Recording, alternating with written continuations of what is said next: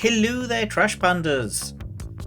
You may have noticed a new game released lately, one that I was honestly expecting to mostly slip under the radar outside of, the core fanbase, but whew, I was wrong about that. Being the Digimon-obsessed gremlin that I am, I was hyped from the moment I heard about Digimon Story Time Stranger's announcement.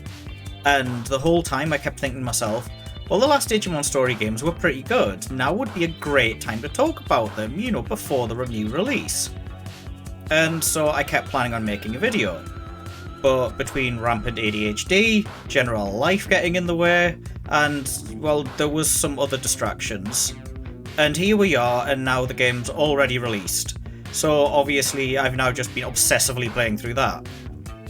But I do still want to talk about the Cyber Sleuth games. So I figured, what if I do both? Time Stranger is at the end of the day their successor, so how about we go through what made the Cyber Sleuth games so great, and we'll see how Time Stranger compares. Well then, so to begin we need to talk about Digimon Story Cyber Sleuth. Well, and Hacker's Memory, I'm lumping them together. The game starts out in an online chat room, and you get a little bit of an insight into the cyberspace tech world that the game's set in. You see, the version of what is basically the internet in this universe is this fully immersive cyberspace called Eden. So the chat room gets invaded by a hacker, you get goaded into engaging in some shenanigans, and so you end up with your first Digimon. You get to pick from a choice of 3 starting Digimon, a system that I don't think anybody has ever come up with at all. Ever. But don't even worry too much about who you pick. Pretty much every rookie, bar 1 or 2 unique lines, is insanely easy to get a hold of. And so without giving too many spoilers, you end up getting cyber superpowers, and get roped into a detective agency while trying to uncover the mysteries behind a cyberspace-related disease that's putting people into comas, and how it relates to these weird interdimensional tentacle monsters. Hacker's Memory then takes place over the same period of time, where you start out as a new hire on a hacker team, Hudi, and it follows your character trying to track down their Eden account, which was stolen from them. So no superpowers this time, but you do get a few cool extra hacking abilities to balance things out. And as you progress, you'll start to actually see the other story playing out in the background while you're dealing with your own world-ending chaos. The reason I'm lumping them both together is, well, see, they're the same game. Hacker's Memory might as well have just been a major DLC expansion. There were some minor tweaks to the battle mechanics. I swear spamming Speed Field used to break every single battle in the original, and then they fixed it. But otherwise, Hacker's Memory just added some extra Digimon, and then when they got packaged together in the re-release, you can just share your Digimon between both games once you've completed both stories. And the original now gets those handful of tweaks that they settled on by Hacker's Memory. So okay, where does Time Stranger fit in? It doesn't. Well, sort of. Digimon games in general just seem to have this multiversal bendy logic, with spaces between dimensions and timey-wimey stuff. Which is just a convenient way of saying, I'm going to do what I want, but I also want to have this cameo of this character from another game. So this is just an entirely separate story.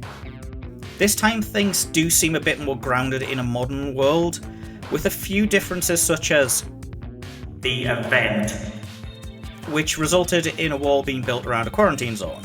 And there being Digimon already present, but they're kind of just treated like cryptids. Well, at first anyway. This time around you're a member of a secret agency that tracks down and resolves anomalies, and so right off the bat you're sent past the wall to investigate one of these anomalies. And so after sneaking past some of the worst security I have ever seen, you end up in a tunnel full of, let me check this one, phase electron lifeforms. And so it's time to pick your Digimon. And again, don't really worry too much about the choice. Except the best choice is obviously Demi-Devimon, and you can pry my edgy goth child away from my cold dead. Then from this point, chaos erupts, and if you hadn't gathered from the title, we're off on a time travel adventure, with a goat boy. I'm not saying anything more about any of the stories because, spoilers, but they're all actually pretty good. All 3 games have had moments that I didn't see coming, and they kept me engaged throughout. So let's get the meaty chunk out of the way, the battle systems. Because let's be honest, these are turn-based RPGs and you're going to be staring at the battle menu for about the next 10 billion hours. There have been many Digimon games at this point, and most have had wildly different battle mechanics, ranging from just letting your digital gremlin rampage around while shouting vague requests that it might decide to listen to just doing a Pokemon. Well, Digimon Story Cyber Sleuth decided it wanted to be Final Fantasy X. Turns are laid out along the side of the screen, telling you the order everyone's going to move, so you can plan ahead and make the most of your moves. Some moves will knock you back in the list, while some will bring you forward, and your speed stat decides just where in the list you are and how long between moves you have. Remember that I said increasing speed used to be wildly broken? This is why. A couple of speed fields used to result in your team getting about 12 turns in before the opponent could even react. One of the bosses even abuses this, that's how I first realised. Hacker's Memory changed this, so now it's actually way less dramatic. An extremely high speed might let you get a second turn in, but it's far more just focused on the turn order now. Honestly though, I really like this system. I obsessively played Final Fantasy X and still go back to it now. And like I've said, this system is eerily similar to that. There's not really what I would call a wide variety of attacks. Each Digimon gets its signature attack, but then everything else is really just the same moves copy-pasted, but with either physical or magic associated with them, and then each element slapped on. Then there's the usual status, healing, stat boost moves, etc. But you can literally load any move onto any Digimon, since outside of signature moves, your Digimon will keep all of the moves that they learned when they Digivolve. So with a little bit of back and forth, you can have a really balanced team. Or an absolutely unhinged one. We'll come back to the Digivolving part in a bit. And since we've mentioned elements, we should also talk matchups and resistances. Each attack and each Digimon have an element assigned to them. Or some of them are also just typeless. There's basically two elemental triangles, with fire beating plant, plant beating water, etc. And then dark and light just hit each other really hard. Then obviously resistances work in the opposite directions. But there's also the attribute triangle to consider as well. This has been a long-running system going right back to the original Virtual Pets, but data beats vaccine, vaccine beats virus, and virus beats data. So when you mix the two of these together, you can end up in situations where you can deal some seriously heavy damage, or you can make an enemy attack almost entirely pointless. And then finally, we have abilities. Every Digimon has a unique ability, and they do just about everything you'd expect. You can deal more damage with a specific element, have a chance to add a status effect with each move, restore a bit of SP every turn. They're generally something that for the most part are just little bonuses that each Digimon have, and they don't really make that much of a tremendous difference. But in a few cases they can be used to make some absolutely game-breaking builds. And they can also speed up the game dramatically, but again we're going to come back to that part. Time Stranger uses mostly the same system. It's clearly used the old system as a base, but there have been a number of tweaks and upgrades. The biggest change right off the bat is that, at least on lower difficulties, swapping Digimon and using items are just free actions and don't use your turn. So if you're in a bad matchup, you can say swap out a data for a vaccine, or use a healing item, or both, and then still land a hit on the enemy. I do really like this much more fluid swapping mechanic. Since Cyber Sleuth just had you using your turn to redo your entire lineup, and it sort of made the pacing weird. Elements are still there, but they are a lot more in depth. The Digimon attributes work the same as usual, but instead of each Digimon getting an element assigned to them, now they each have specific resistances and weaknesses. And you won't necessarily know what these are on a new encounter, so you do have to use a bit of trial and error to work it out. Or quite a lot of the time just common sense. And again, I love this change. It makes the encounters far more unique, and it requires a bit more strategy than just matching the right colours. We also have a new effect added to certain moves, in that they can be more effective against certain categories of Digimon. Like, say, the Seedramon line have attacks that are more effective against aquatic Digimon. And if this is sounding a little bit familiar, it feels like a little bit of Digimon World 3 has bled into the battle system, because the Buster moves use this mechanic. But otherwise, moves remain quite a bit the same as they used to be. Every Digimon effectively can learn every move still, but now it's even easier to swap and change moves, as you can just slot them out and swap them for a different Digimon. And you can do this as much as you want freely anytime you're not in battle. Abilities got to switch up. They're no longer just assigned to a specific Digimon, and instead they're now linked to the Digimon's personality.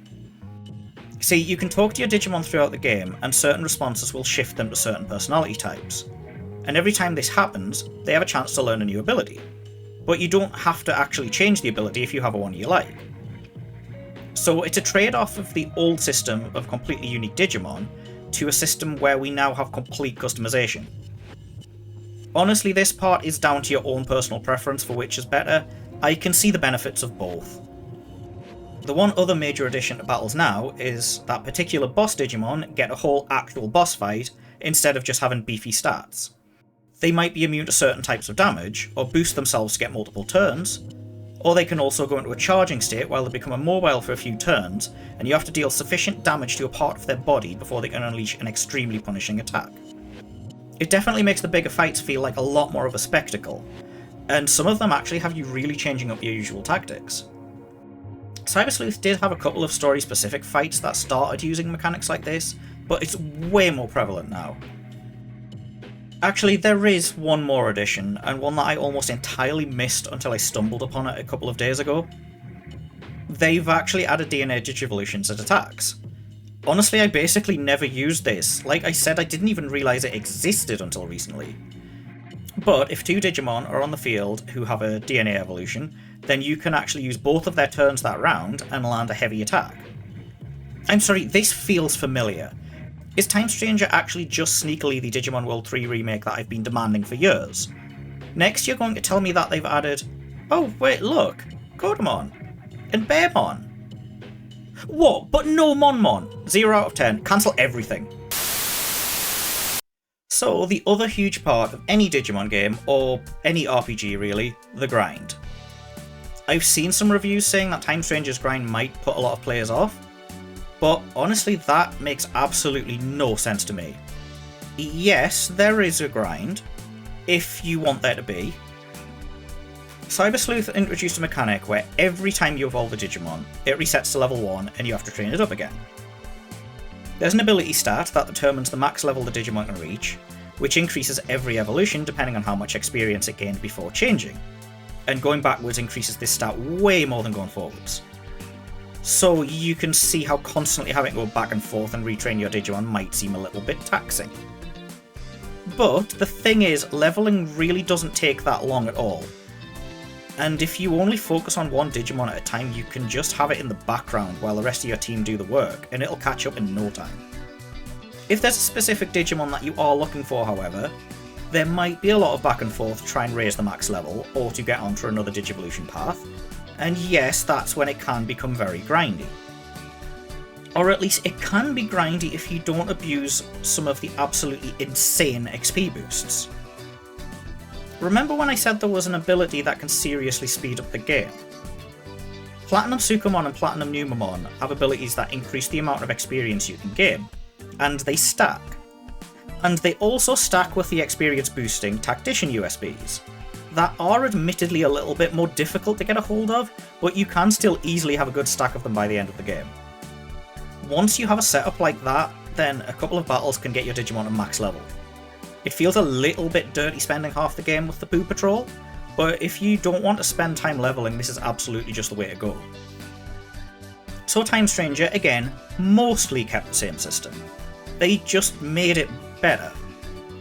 There's a talent skill that governs max level, and that increases with evolutions, but it's now way more complicated. See, as your Digimon fight, they'll also accumulate stats based on your bond with them, and each personality increasing certain stats more than others. And these accumulated stats will be permanently added when that Digimon evolves. Okay, I'm going to step in here for a second, because I've spent so long putting this video together, I already need to correct myself. So stats do accumulate as Digimon digivolve, but how it's calculated is actually a percentage of their total stat increases, and that percentage is dictated by their bond. So if you've got a load of Digimon in your box that don't have any bond, then they get no stats. But functionally it's exactly the same as I described, I just really wanted to clarify. So now when you're going back and forth with your evolutions, you'll start to notice that your Digimon are seeming stronger even at level 1, or at previous stages, than they would have been earlier. So you can see there's much more of an incentive to keep switching your team up, or at least just keep de-evolving and re-evolving to the same Digimon. I realised just how this mechanic works way into the game, when I noticed that my Skull Seedramon had way lower stats than the rest of the team, because I just made a beeline for it as soon as I'd seen it, and just left it as it was. And then when it finally evolved further, the stats hit the roof. Eventually, in real endgame territory, you can even basically have every stat maxed out regardless of your stage or the level of your Digimon. But it's by no means easy to get there. So if you're incentivized to keep resetting your Digimon, that means that there's going to be more grind, right? Well, there's no Platinum Numamon skill to abuse this time around. And honestly, there is a little bit more grind to keep your team up with the mid to late game, but it's still really not that bad. In fact, seeing as it keeps coming up, go and play Digimon World 3, I dare you, then come back here and tell me that this is grindy. Oh, and I suppose I should mention, they did add a way to entirely defeat the grind, but I'm not tremendously happy about it. There's a paid DLC add-on that adds 3 dungeons, one for money, one for items, and yep, one for XP. You still have to battle Digimon, but they drop items that give you huge chunks of XP, and it speeds up the process to an insane level. Just bear in mind that this is already a pretty pricey game, and I'd be the first to say that it seems a little bit of a shady tactic to then charge more money just to make the game a little bit less of a slog. But beyond all the mechanics and technical waffle, Time Stranger is just a seriously beautiful game. Cyber Sleuth had its limitations. I mean, it was originally designed for a handheld, and it's a pretty old game these days, so I'm not exactly going to compare the two based on that. But even then, the Digimon models still looked great. The cutscenes were very cardboard cut out to show characters with walls of text. But let's be honest, this was absolutely not the only game to do that, and it is just a way to get around the hardware limitations. Time Stranger, though, absolutely has taken advantage of the improved technology, and the much higher specs allowed to it by being a full console and PC release. I had to stop myself just cramming all of the cutscenes into this video, because some of them are absolutely spectacular. But honestly, I don't like spoiling too much about these games, especially if people want to experience it for themselves. The Digimon models have been taken to the next level. They look absolutely amazing. I mean, Miramon and Birdramon are finally literally on fire, instead of just the solid orange colouring that they've had for decades. And they've just put extra effort into so many little areas that I wouldn't have even thought of. Like, there's cute little animations for walking downstairs, or through subway gates. Things that most people wouldn't even notice the absence of, but they just make it so much more immersive for being there. All in all, Digimon Story Time Stranger is a fantastic successor to a pair of already great games, and I genuinely wasn't actually expecting it to live up to its legacy quite as well as it did. I've only just finished the main story, and it's going to keep me engaged for quite some time yet. New Game Plus is still calling. If you've never played any of these games and you want to start somewhere, I'd say Time Stranger does have a little bit of a better new player onboarding experience, but honestly any of them are a good call, there's no wrong order to play them in. But if you're weighing up Time Stranger because you enjoyed the older games, you are going to enjoy this one. Get it. Get it now. In fact, I'm appalled that you haven't already played it. Go sit in the corner and think about what you've done. But I think that about covers it. There's nothing more to talk about. Oh no. Yeah, I guess we do have to address that part, don't we? The card game. So, Cyber Sleuth had this little medal collecting side task that honestly didn't really factor in all that much. But you could gain medals from fighting certain Digimon or in the field, or you could get them from these little gacha machines spread throughout the cities. And then you could sell these medals to the medal collector. And it was just a fun little collectathon, but it didn't really do much outside of the associated achievement. Well, Time Stranger also has a collectible side task that doesn't really relate to anything else, but this time you can battle with them. Sort of. It's a card game. Ish. Each Digimon in the game has a card associated with it, and you can collect them as you progress. But early in the game, you'll get given a card battling set. And I've seen some absolute outrage about this system. See, you get a hand of cards from your entire collection. You can't put together a deck, they're just all entirely random. Each card ranges from stage 1 to 7, higher cards being stronger than lower cards, with the exception that stage 1 cards have an advantage over stage 7. And then the usual virus data vaccine triangle applies. And that's it, that's the whole game. Both players pick a card, and then they battle it out using the old virtual pet battle system. I've seen people say, well, there's just no technique to it, just pick your best cards. But see, that is where people go wrong. I have noticed that if the opponent is at a disadvantage and is going second, it'll almost always pick its worst card just to make you waste yours. You're always at a disadvantage if you're going first, because you've got to anticipate what the opponent will do. So there's tiny bits of tactics required. But you see, there's a much deeper problem with all of this that makes it all entirely pointless. Having a stronger card absolutely does not guarantee that your card wins. I've repeatedly had stage 2 cards beat stage 6 and 7, and had the opposite. I've had virus beat vaccine. Honestly, the whole thing just seems entirely random, with the chances just very slightly influenced by the values on the cards. And yeah, I can absolutely see why people have a problem with that part. So obviously I also hate the card game, right? Well, no, not really. I actually still kind of enjoy it. The battles don't exactly take that long at all, and they are a fun little way to break up time running between missions. But I am also very old and grew up with the old Digimon Virtual Pet, so just seeing the battles play out is heavily swaying me with the power of nostalgia. But this has been a love letter to Digimon Story Time Stranger, with just a sprinkling of Cyber Sleuth. This ended up being a way deeper dive than I usually do, but these games so heavily revolve around the battling and evolutions that there wasn't really any other way to compare them. I have kind of enjoyed diving deeper into the mechanics more than just the surface though. I might actually start doing this more often. But anyway, if you've made it this far, please do think about pressing those like and subscribe buttons, and thank you so much for watching.